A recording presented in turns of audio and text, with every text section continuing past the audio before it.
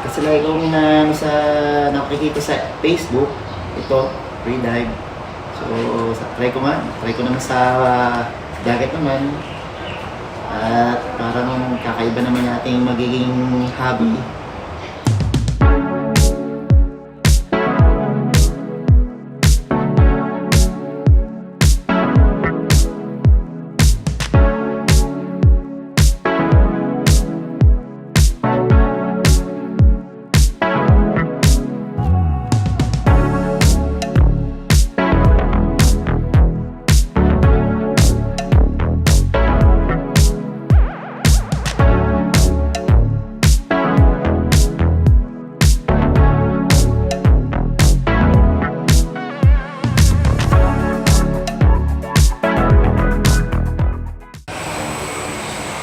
Hello, ako po si Jun Ilopre. Ako po ay IT sa company, shipping. And nagtuturo din po ako ng ECDIS. Iili ko yung umakit ng bundok. Ayun. Weekend, lagi sa bundok. Kasi lagi kong sa nakikita sa Facebook, ito, free dive. So, try ko naman sa dagat naman. At parang kakaiba naman nating magiging hobby.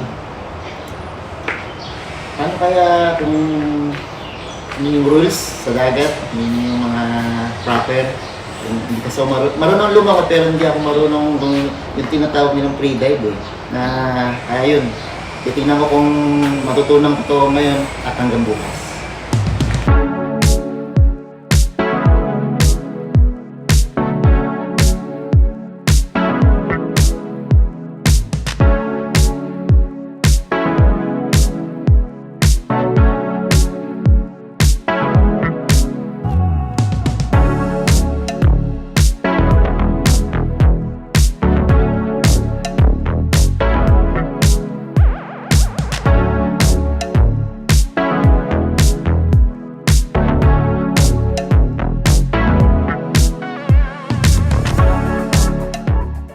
Hi guys! So, ito, pauwi na. Tapos na aking pre-dive and through.